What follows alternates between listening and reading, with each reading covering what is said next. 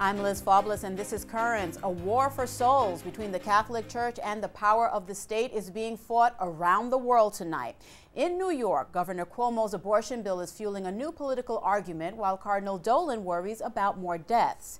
In Paris, up to 1 million people took to the streets protesting a law to legalize same-sex marriages and homosexual adoptions. Now, despite the huge turnout, French President François Hollande insists his socialist government will push the law through the parliament, refusing to hold a referendum, saying letting the citizens vote on the issue would be unconstitutional. The Cardinal of Paris greeted the marchers. He helped launch the opposition with a sermon last summer.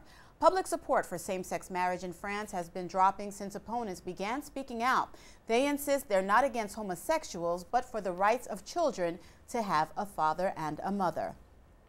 In London, more than 1,000 priests are protesting plans to legalize same-sex marriages in England, calling it a direct threat to religious freedom. The priests worry that under the proposed law, simply teaching the faith could lead to arrests and persecutions, resembling the centuries of oppression of the church by the state linked to the marriages of Henry VIII. In Toronto, same-sex marriage is already legal. The cardinal of the diocese worries that the upheaval in his country and the embrace of secularism is leaving the church under siege.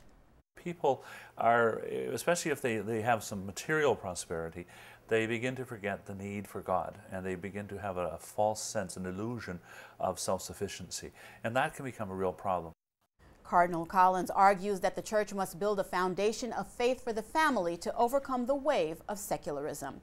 Now, back here in New York, the outcry of opposition led by Cardinal Dolan to Governor Cuomo's new abortion bill does not seem to be shared by the state's Republican Party. The cardinal is urging the governor to stop his push, saying the proposal will result in even more abortions in New York. The Republicans, on the other hand, have put out a statement saying they look forward to reviewing laws now on the books and improving them.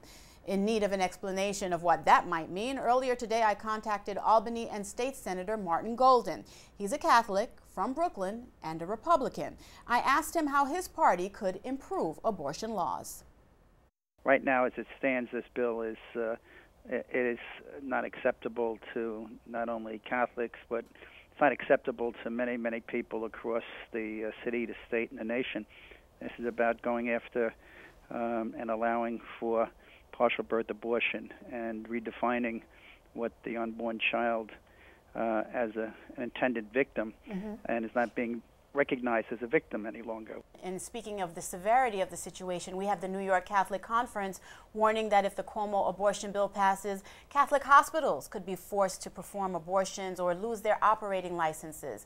Do you and your colleagues worry about that as well?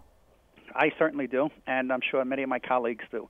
I don't think anybody is for limiting our Catholic hospitals. If anything, we need more access to hospitals, to nursing homes, to assisted living facilities, and the Catholics do a good job, as well as the Jewish groups and others, the Lutherans and other groups that are in for taking care of those in need. So we want to open up opportunity, not deny and reduce opportunity. I think many will take this as a serious responsibility and hopefully make sure that this bill does not see the light of day. After Republicans in Albany voted in favor of Governor Cuomo's same-sex marriage law, which was approved 2 years ago, several lost their next election. Well, after the loss of an unborn life to abortion, the pain of the parents is of concern to the church. Now, through organizations such as Project Rachel, the church is reaching out to those mothers and fathers. Vicki Thorne started the organization almost 30 years ago. Now it's at work in 160 U.S. dioceses. We would help her to answer the spiritual questions that are there. One of the questions is this the unforgivable sin? Even the woman who would be agnostic or atheistic has a fear she offended something greater than she is in the universe. And she adds that it is critical at this time of the new evangelization to tell the parents of aborted children they can come home to the church. And the Vatican newspaper is condemning a court decision that a father cannot have custody of his son. The youngster now lives with his mother, and she lives with a female partner. Meantime, inside the Sistine Chapel, Nel nome del Padre, e del Figlio, e dello Spirito Santo. Amen.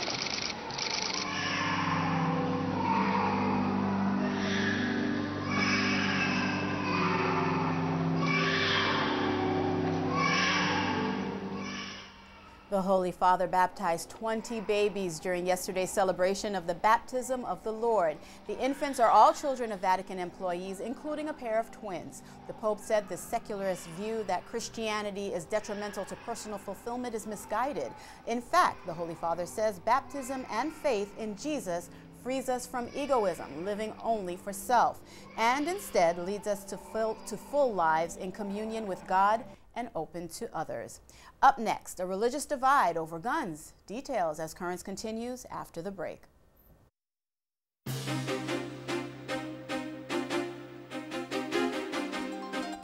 Welcome back. In addition to pushing for a new abortion law, Governor Cuomo is racing for New York to become the first state to pass a new gun law after last month's school massacre in Newtown, Connecticut. A vote in Albany could come any day. Meantime, Vice President Biden is supposed to give his proposal on gun controls to President Obama tomorrow. The national gun debate is not only between politicians, but as we hear now, between religious groups as well. You all know this is a complicated issue. Gun control is front and center at the White House, and a matter of debate among Christians. There is a fascinating religious divide on the issue of gun control. A survey by the Public Religion Research Institute, conducted before the Newtown shooting, found 6 in 10 Catholics support stricter gun control laws, compared to about a third of white evangelical Protestants and 42% of white mainline Protestants. It's not just about theology, it's also about culture and geography. The poll also found white evangelicals are the most likely to own guns. Many live in southern and rural areas where guns are a way of life.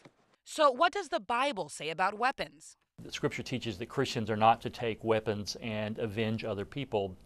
However, there's an affirmation that government has a divine role to punish evildoers. With polls showing increased support for gun laws after Newtown, could we see a shift among evangelicals? It may be a tipping point where more folks in those communities realize that there are things we can do as a society to tamp down this kind of mass violence that doesn't require taking away everybody's guns.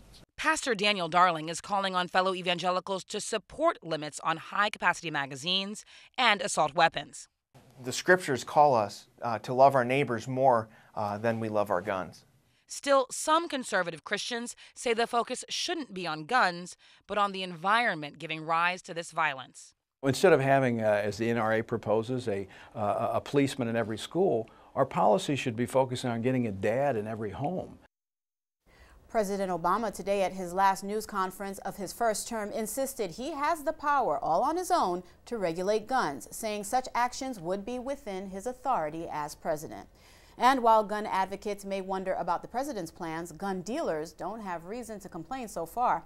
Since Mr. Obama has been president, 67 million firearms have been sold, and that's a record. Preparations for the inauguration of the president next week are already underway in Washington. The swearing in at the Capitol next Monday will mark the start of his second term. During the practice sessions, stand-ins played the roles of the president and first lady and their daughters. When the president takes the oath, he'll do it twice and use 3 Bibles. The Constitution requires the swearing in occur on January 20th. This year, that's on Sunday. So Mr. Obama will take the oath privately with the full-blown ceremony set for Monday. At the private event in the White House, he'll use his wife's family Bible. At the Capitol, he'll use 2 stacked together, one owned by Martin Luther King and the other from Abraham Lincoln. Well, as you probably know, the holy books are the best sellers of all time. Today, however, there's a glut of new books at the other end of the spectrum, as we learn from one of the Vatican's top scientists.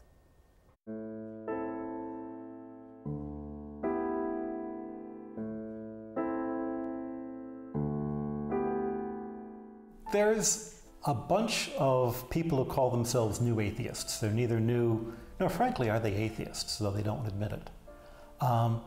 They're trapped in this 18th century ultra-rationalistic view of the world that kind of reminds me talking to a 15-year-old, where they've just gotten bright enough to understand that reason works, and they haven't yet learned the limits of reason, or the joy of reason, or the fact that reason is based on inspiration.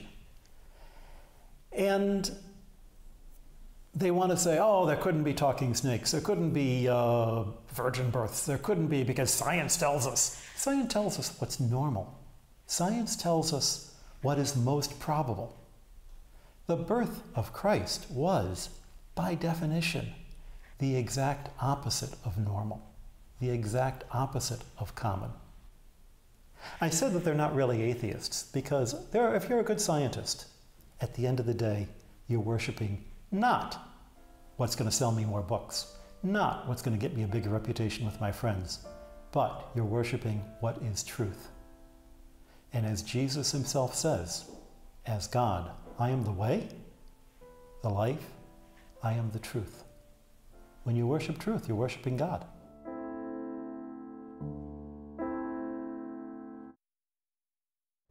The U.S. House is supposed to vote tomorrow on money for recovery from Hurricane Sandy, but as is so often the case, things are confused. Originally, the total was to be $50 billion. Instead, the basic bill now is only $17 billion. But there will be amendments, including one to cover any natural disaster damage anywhere in the country during the past 2 years. That would send money to 47 states at a cost of $16 billion. And the city's promise of so-called rapid repairs of heat, hot water, and electricity lost to the storm has been a failure, according to one account. The Daily News is reporting that thousands of storm victims, including the elderly and the sick, have received no help almost 3 months after the hurricane. In China, dangerous air pollution is covering the capital of Beijing and most northern sections of the country. The Hyundai car company has suspended its production operations in the city, and 30 construction sites have shut down. The air is said to be hazardous to health, exceeding the top range of the index used to measure pollution. In Moscow, thousands of Russians are protesting the government's order that Americans may not adopt Russian children. Calling it a march against scoundrels, the organizers complain the ban is part of political argument between Moscow and Washington, and the children are being used as pawns. More than 100,000 children are eligible for adoption, but the cost of adopting in Russia exceed the means of most in the middle class. Well, street battles into the night in Belfast, Northern Ireland have left 29 police officers wounded.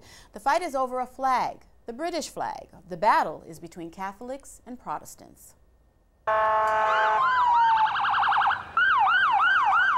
It was supposed to be a peaceful protest about flying the Union flag.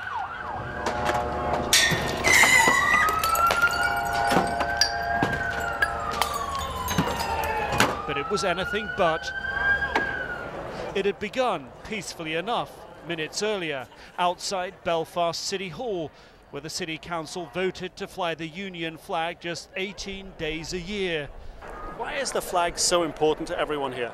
It's because we've been brought up underneath it, and it's the way I want it to stay. It's been up for so long. Why is it such a problem now? And why was it taken down? It shouldn't have been taken down. I'm more actually here, if I be perfectly honest, to pray for peace in our streets. I think there's a lot of people here that a lot of anger and frustration has been bred.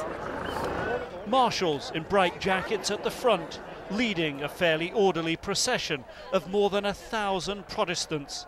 The protests are all about the flag, but scratch the surface here and the issues run much deeper, to the core of the peace agreement 15 years ago that ended 30 years of sectarian violence. But then the unexpected. Who's the inspector? Whoever's in charge here? Inspector! Yo! Give us 5 minutes! Tempers rise as police block their chosen path. Go and talk to the press office. We're going to market! You're you! Crowds scattering, all order is gone.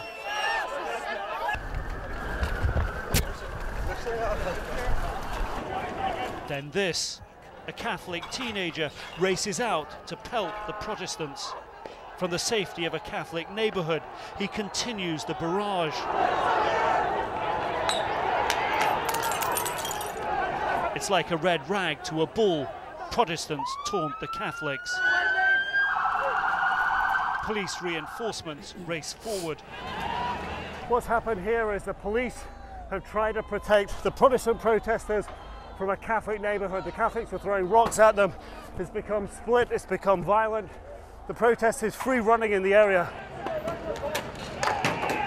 Soon, lines emerge. A tense standoff that has become all too familiar in recent weeks begins. Protestant protesters facing off with police. The The purpose of the protest, to walk from the City Hall to East Belfast peacefully, apparently forgotten. Even though they've arrived at their destination and could go home, they stay and fight. The rioting's been going on almost 2 hours now. Rocks continue to be thrown at the police. The police try to advance their lines up the street, but as they do, more barrages of these heavy stones are getting thrown in. Here they come. This is what happens when the police try, there's glass being thrown in as well, try to advance up the road. Now the police are firing the water cannon back at the protesters, try and force them back again. For another hour, rocks fly, police inch forward. As the sun sets, a car is put ablaze. Rioters disappear into the night. An uneasy calm begins. None expect it to last. Nothing is resolved, least of all the flying of the Union flag. Up next, the priest of the web and the bank of the church. Those stories as Currents continues after the break. The Vatican still without its credit cards tonight, and a top church official says he doesn't understand why. The head of the agency that's supposed to monitor the Vatican's money says he's truly surprised by the action of Italy's central bank. It blocked all electronic money transfers since New Year's Day due to money laundering fears. The Vatican's man says the church is taking steps to prevent any laundering. A Catholic priest in Chicago has taken to the electronic medium of the internet to spread the good news of the gospel. Now we learn more about the growing audience for the Word on Fire Ministries. What started off as sermons that were recorded and posted on YouTube have now morphed into a growing media brand. Now that media has become a great tool for the new evangelization. Word on Fire Ministries is a popular website founded and led by Father Robert Barron from Chicago. And what makes him stand out from other Catholic websites is his direct approach. I started with sermons that I gave for the radio. We put those on a website, and it grew from there. So I've been doing video commentaries now the last many years on books and movies, music, popular culture, and those go up on our website.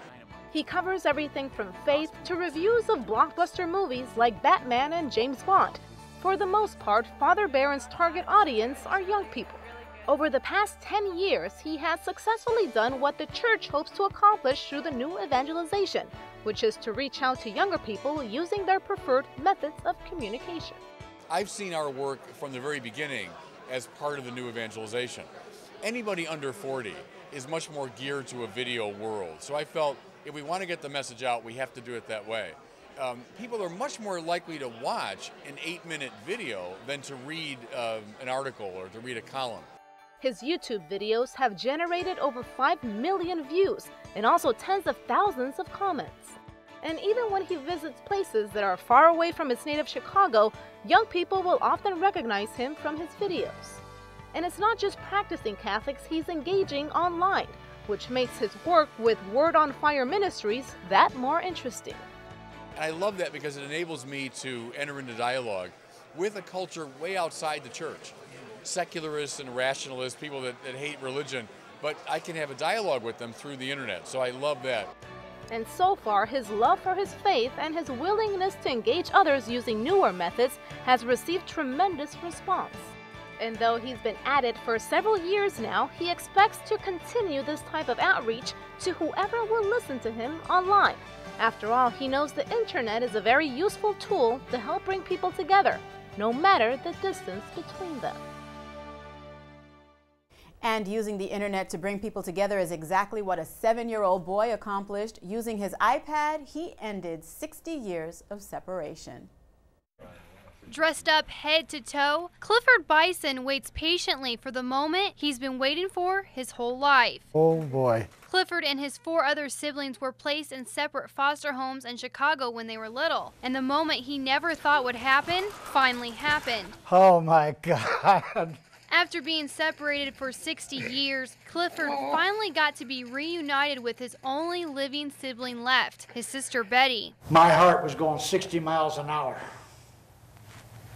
And I never thought it would come true. He reminded me a lot of my brother Bob, who I knew, and it was he's deceased, and it was like seeing him again. But how they were able to find each other is a whole nother story. Thank you very much. Clifford had tried several times to find his sister and was ready to give up. But thanks to his landlord's 7-year-old son, Eddie, his dream came true. Good that I found Clifford's sister. Eddie got on his iPad and looked for Betty on Facebook and knew right away he found her. It looked like Clifford a little bit.